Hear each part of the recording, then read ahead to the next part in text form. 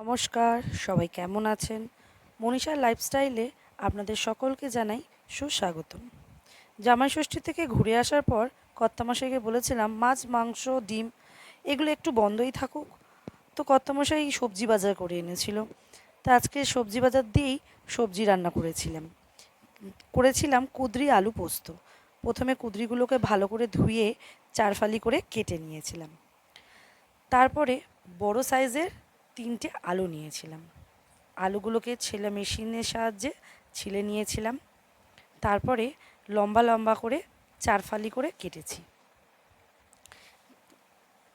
4 ফালি করে লম্বা লম্বা করে কাটার পর আমি মধ্যিখান থেকে আবার কেটে তারপরে ওই 3 পিস মতন কিউব আকার করে কেটেছি আলুগুলোকে। আপনারা যারা চাইবেন তারা তাদের পছন্দ মতন আলুগুলো কাটতে পারেন। দেখুন আলু কাটা হয়ে গেছে, কুঁদরিও নিয়েছি চেরা কাঁচা লঙ্কা। ডালও এদিকে সেদ্ধ হয়ে গেছে। কড়াই বসিয়ে দিয়েছি গরম হওয়ার জন্য। এবারে সর্ষের তেল দেব। সর্ষের তেলটা গরম হয়ে গেলে তখন আমি কালো জিরে 1 চামচ মতন কালো জিরে নিয়ে দিয়ে দিয়েছি। কালো জিরেটা দেওয়ার পর চিড়ে রাখা কাঁচা লঙ্কাগুলো দিয়ে দিয়েছি। কাঁচা লঙ্কা আর কালো জিরে একটু ভাজা হয়ে গেলে কেটে রাখা কুঁদরিগুলো আস্তে আস্তে দিয়ে দিয়েছি।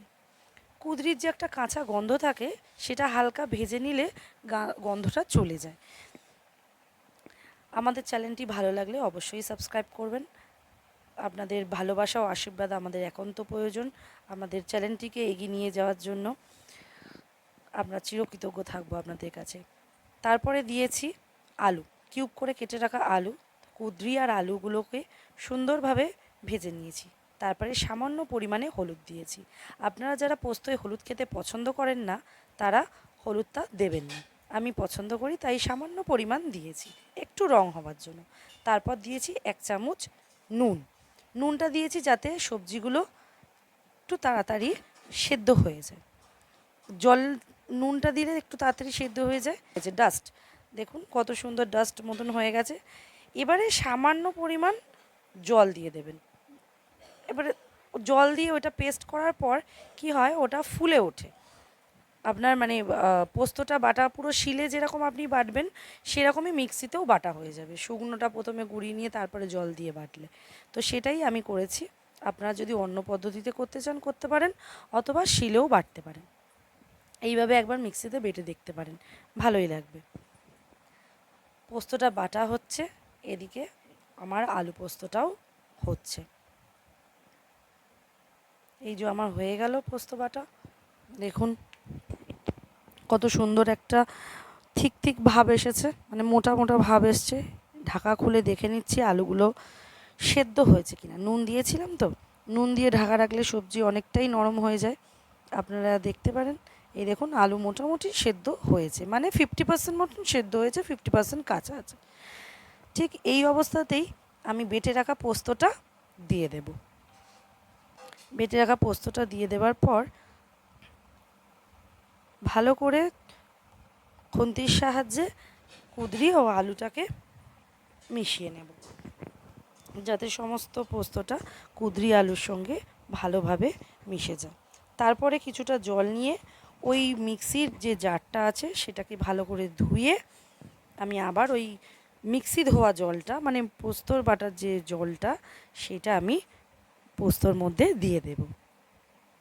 দেওয়ার ফলে কি হবে, একটা ভালো টেস্ট আসবে। আমরা যেরকম শিলে বাটার পর শিল ধুয়ে যে শিলের মশলা ধোয়া জলটা দিতাম, এখানেও ঠিক তাই করেছি। মিক্সিতে বাটার পর মিক্সি ধোয়া জলটা, মানে মিক্সির জার ধোয়া জলটা দেওয়ার পর এবারে আমার যতটা পরিমাণ একটু রসালোভাবে করব সেই জন্য সামান্য পরিমাণ 2 কাপ মতন জল দিয়ে দিয়েছি। দিয়ে নেড়ে চেড়ে ঢাকা দিয়ে দিয়েছি। ততক্ষণ এটা হতে থাকুক। ওইদিকে চলুন আর কি কাজ বাকি আছে দেখে নেওয়া যাক। এটা আস্তে আস্তে পোস্তটা হোক, বেশিক্ষণ লাগবে না, 5 থেকে 6 মিনিটের মতন লাগবে ঢাকা দিয়ে রাখতে, সেদ্ধ হয়ে যাবে তাতেই। আর একটু রসালো করবো তো সেই জন্য। এদিকে আমি কলমি শাকগুলো বেছে কেটে নেব। বাজার থেকে এনেছে, 3 বান্ডিল 10 টাকা নিয়েছে। বেশ ভালো কচি কচি শাকগুলো পেয়েছে। শাকগুলো একটু বেছে নিচ্ছি। পোকা পাতা, পাকা পাতা, একটু মোটা ডাঁটা যেগুলো সেগুলো কেটে বাদই দিয়ে দেবো। ওইদিকে আমার আলু পোস্ত হচ্ছে, আর এদিকে শাক ভাজার শাকটা কেটে নিচ্ছি শাক ভাজার জন্য। শাকটা আজকে ভাজবো আমি উচ্ছে দিয়ে। আপনারা কোনো দিন উচ্ছে দিয়ে কলমি শাক ভেজে খেয়ে দেখেছেন? একবার করে দেখতে পারেন, ভালোই লাগবে। শুধু কলমি শাক ভাজা খাওয়ার থেকে একটু যদি উচ্ছে মিশিয়ে দেন, তেতোও খাওয়া হলো, শাকও খাওয়া হলো, দুটো একসাথে ভালো লাগবে। ছোটোবেলায় ঠিক এইভাবেই ঘুরিয়ে ঘুরিয়ে না আমিও এইভাবেই শাক কাটার চেষ্টা করতাম। তখন যদিও বা মা বটি ফটি কিছু দিত না, এখন বটিতেই কাটতে ভালোবাসি। ছোটোবেলা এখন শেষ, এখন বড়োবেলা। যাই হোক, শাক এদিকে কেটে নিচ্ছি, ওইদিকে ফিরে আসলাম, দেখছি যে পোস্তটা মোটামুটি হয়ে গেছে। মোটামুটি ভুল বললাম, পুরোটাই পোস্ত হয়ে গেছে। এই দেখুন জলও অনেক টেনে নিয়েছে তরকারিতে। আলুটা এবারে একটু খুন্তির সাহায্যে দেখে নেব পুরোটা হয়েছে কিনা। হ্যাঁ, পুরো একদম 99% পুরোটাই হয়ে গেছে। এবারে উপর থেকে আমি একটু কাঁচা সর্ষের তেল ছড়িয়ে দেব। কাঁচা সর্ষের তেল দিলে পোস্তর স্বাদটা দ্বিগুণ বেড়ে যায়। আমার কিন্তু ভীষণ ভালো লাগে, একবার ট্রাই করবেন কিন্তু বাড়িতে। এবারে আবার আমি এটাকে ঢাকা দিয়ে দেবো, যাতে কাঁচা সর্ষের তেলের গন্ধটা ওর মধ্যে পোস্তটা অ্যাবজর্ব করে নিতে পারে। এবারে শাক কাটা হয়ে গেছে, আমার তো উচ্ছে কাটা বাকি ছিল। উচ্ছে দিয়ে শাক ভাজবো বলেছিলাম, উচ্ছে কাটছি। প্রথম উচ্ছেটাতেই পোকা বেরিয়েছে, ভর্তি পোকা। কি বলবো আর, এত বড় উচ্ছেটা পুরো পোকা। নেক্সট আরেকটা উচ্ছে নিয়ে আরেকটা কাটছি, এটাও পোকা। ভাবা যায় দোকান কিনে কী করবো, পুরোটা ফেলে দেবো? হাফ, যেটা যতদূর পোকা ছিল ততদূর ফেলে দিয়েছি, বাদ বাকিটা বাদিয়ে কেটে নিয়েছি। দেখুন ছোট ছোট করে উচ্ছেগুলোকে, যেরকম উচ্ছে ভাজে সেইভাবেই উচ্ছেগুলোকে কেটে নেবেন আপনাদের পছন্দ অনুযায়ী। ছোট ছোট করে কাটলে সেদ্ধ হতে তো বেশি সময় নেবে না, তাড়াতাড়ি হয়ে যাবে। আর বড় বড় মোটা মোটা কাটলে সেদ্ধ হতে সময় নেবে। আর শাক যেহেতু খুব তাড়াতাড়ি হয়ে যায়, ওই জন্য উচ্ছেগুলোকে সরু সরু করেই আমি কেটে নিয়েছি। একদম ছোট ছোট করে উচ্ছেগুলোকে কেটে নিয়েছি। উচ্ছে কাটা শেষ। এবারে শাক ভাজার জন্য কাটছি আমি পেঁয়াজ। পেঁয়াজটাও প্রথমে ছাড়িয়ে নিয়েছি, ছাড়িয়ে নেওয়ার পর একটু বড় সাইজের করে আমি কেটেছি পেঁয়াজটা। আপনারা চাইলে ঝুরি ঝুরি করেও কাটতে পারেন, কিন্তু শাক ভাজায় একটু মোটা মোটা করে পেঁয়াজ কাটলে কি হয়, শাক ভাজায় যখন আমি খাবো খেতে দেখবেন পেঁয়াজের তো একটা মিষ্টি ভাব থাকে, তো সেক্ষেত্রে শাককে আর নতুন করে পেঁয়াজ মিষ্টির চিনি দিতে আর লাগে না। সেক্ষেত্রে পেঁয়াজই চিনির ব্যালেন্সটা করে নেয়।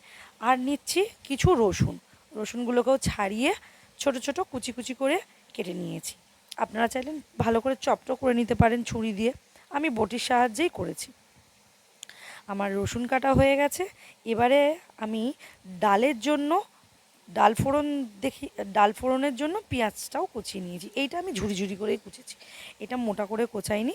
ডাল ফোড়নের জন্য ঝিরিঝিরি করে পেঁয়াজ কোচানো আমার হয়ে গেছে। এই দেখুন আমাদের দুই বদ্রি, আমার মেয়ের পছন্দের পাখি, খুব ভালোবাসে। একজন নাম সবুজ টিয়া, একজন নাম নীল টিয়া। ওরাও বদ্রি পাখি বলে না, ও সবসময় টিয়া পাখিই বলে। কড়াই ভালো করে গরম হয়ে গেছে, দিয়ে দিয়েছি সর্ষের তেল। সর্ষের তেল ভালো করে গরম হয়ে যাওয়ার পর সারা কড়ার গায়ে লাগিয়ে নিয়েছি, যাতে আরও যেটা বাকি ছিল গরম হতে সেটাও গরম হয়ে যায়। দিয়ে দিলাম পেঁয়াজ, ভুল বললাম, পেঁয়াজ শুকনো লঙ্কা একসঙ্গে দিয়ে দিয়েছি, দিয়ে শুকনো লঙ্কাগুলো মধ্যিখান থেকে একটু কেটে নিয়েছি, নাহলে ভাজা হলে ফাটবে, ফেটে গিয়ে কি হয় চোখে মুখে চলে আসবে। এই পেঁয়াজ শুকনো লঙ্কা দেওয়ার পরই উচ্ছেটা দিয়ে দিয়েছি। উচ্ছেটা দিয়ে একটু নেড়ে ছেড়ে নিয়েছি। যেহেতু রসুন দিয়ে ভাজবো, রসুনের একটা গন্ধ নেব, সেই জন্য রসুনটা একটু পরে দিয়েছি। একটু ভাজা ভাজা হয়ে যাওয়ার পর তারপরে আমি দিয়েছি রসুন, কুচিয়ে রাখা রসুনগুলো দিয়ে দিয়েছি।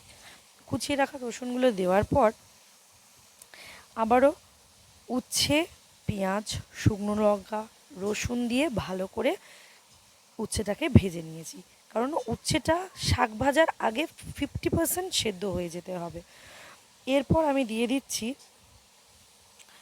শাক কেটে ধুয়ে রাখা কলমি শাকটা দিয়ে দিব।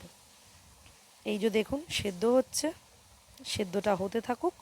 আর আমি দিয়ে দিচ্ছি, সেদ্ধ মনে হচ্ছে, সেদ্ধ হ্যাঁ হয়ে গেছে। সেদ্ধ হয়ে যাওয়ার পর দিচ্ছি আমি কেটে ধুয়ে রাখা কলমি শাক। কলমি শাকটা দিয়ে দিয়েছি। কলমি শাক দিয়ে উচ্ছে আর কলমি শাক ভালো করে মিশিয়ে দিয়েছি। দেখুন শাকে আলাদা একটা জল বেরোয়, আমি আর আলাদা করে জল দেওয়ার কোনো দরকার নেই। এইটা ভালো করে মিশিয়ে নিয়ে ঢাকা দিয়ে দেবেন। নুনটা এক্ষুনিই দেবেন না, নুন দিলে বেশি জল বেরোবে। মোটামুটি 70% মতন হয়ে গেলে তারপরে নুনটা দেবেন। হাফ ভাজা ভাজা এবং সেদ্ধও হয়ে গেছে। তো এরপরে আমি হালকা সামান্য নুন দিয়ে দেবো, কারণ শাকে নুন অল্পই লাগে। আগে আগে আমি এটা খুব ভুল করতাম, বেশি শাক মানে বেশি নুন, আর তারপরে শাকটা কেউ খেতেই পেতো না, সব শাক ফেলে দিতে হতো। এখন পরিমাণটা বুঝে গেছি, সামান্য পরিমাণে নুন দিয়ে দিয়েছি, দিয়ে আবারও শাকটাকে উল্টে পাল্টে ভালো করে ভেজে নিয়েছি। আপনারা চাইলে হলুদও দিতে পারেন, আমি এখানে হলুদটা দিইনি, শাক ভাজায় আমি হলুদটা দিইনি। এই দেখুন আমার শাক ভাজা রেডি হয়ে গেছে। এখানে চিনি দিতেও লাগেনি, কারণ বললাম না মোটা করে কেটে রাখা পেঁয়াজটা ভালো ব্যালেন্সড হচ্ছে, ওইটাই ভালো ব্যালেন্সড হয়ে যাবে, চিনির কাজ করবে। গ্যাসের ফ্লেম আমি অফ করে দিলাম। শাক ভাজা কমপ্লিট। ওদিকে ঝিঙে আলু পোস্তও কমপ্লিট হয়ে গেছে, এদিকে উচ্ছে দিয়ে কলমি শাক ভাজাও আমার কমপ্লিট হয়ে গেছে। এবারে আমি কড়াটা ধুয়ে পরিষ্কার করে নেব। কড়াটা ধুয়ে পরিষ্কার করে নিয়েছি, তারপরে কড়া গরম হতেই দিয়ে দিয়েছি সর্ষের তেল। হ্যাঁ, মনে আছে, ভিডিওর প্রথমের দিকেই দেখিয়েছিলাম ডালটা সেদ্ধ হচ্ছিল। হ্যাঁ ঠিক ধরেছেন, ডালটা ফোড়ন দেওয়া বাকি ছিল, ডালটাই ফোড়ন দিচ্ছি। একটু জিরে দিয়ে দিয়েছি। আমার স্বামী আবার কর্তামশাই আবার ডালে পাঁচফোড়ন খেতে পছন্দ করেন না, আমার আবার পাঁচফোড়ন খেতে খুব ভীষণ পছন্দ।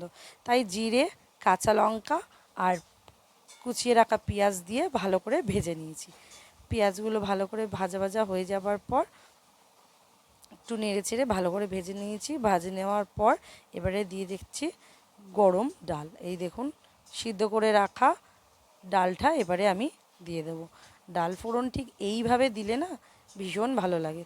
ডালটা গরম আছে, ঠান্ডা হয়ে গেছিলো তো, তাই একটা পাশের গ্যাসটা জ্বালিয়ে গরম করতে দিয়েছিলাম। আমার শেষ, ডাল করা হয়ে গেছে। ডালটা দিয়ে দিয়েছি, এবারে ডালটা ফুটে গেলে আমি নামিয়ে নেব। এই হয়ে গেল আজকেকার আমাদের মেনু ছিল কুঁদরি আলু পোস্ত, শাক ভাজা এবং নর্মাল প্লেন মসুর ডাল।